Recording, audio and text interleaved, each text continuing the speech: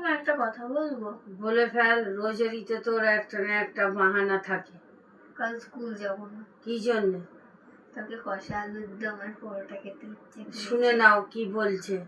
হ্যাঁ, তো কষা আলুর দম আর পরোটা খাবি, তো তার জন্য স্কুলের সঙ্গে কি সম্পর্ক? স্কুল থেকে এসে খাবি। রোজই তো স্কুলে যায়, একদিন স্কুল ছুটি করলে কিছু হয় না। না, স্কুল কামাই করা যাবে না। পড়াশোনা আগে, তারপর সব কিছু খেলাধুলা খাওয়া দাওয়া সব স্কুল, ওটার পড়াশোনার পরে। তা কালকে বিকেলবেলা খাওয়া হবে।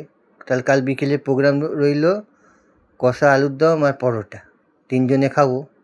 বন্ধুরা তোমরা সবাই কিন্তু সাক্ষী রইলে, যদি কালকে আমাকে পরোটা আর আলু কষা না খাওয়ানো হয়, আমি ভিডিও করে রাখবো কালকে। যদি আমাকে খাওয়ানো না হয়, তোমরা কমেন্ট করে আমাকে জানাবে কেন খাওয়ানো হয়নি আমাকে। পরশুদিন তোমাদের ভিডিও ছাড়বো। ঠিক আছে, তার মানে বললি যে কালকে তুই সাক্ষী রাখছিস বন্ধুদের, যেহেতু আমি ভিডিও করছি এই ব্যাপারটা, যে তুই সত্যি তোকে খাওয়ানো হচ্ছে কিনা। পরশুদিন তা ঠিক ভিডিও আছে, ছাড়বো। সত্যি সত্যি কি মিথ্যে বন্ধুরাই তার প্রমাণ থাকবে।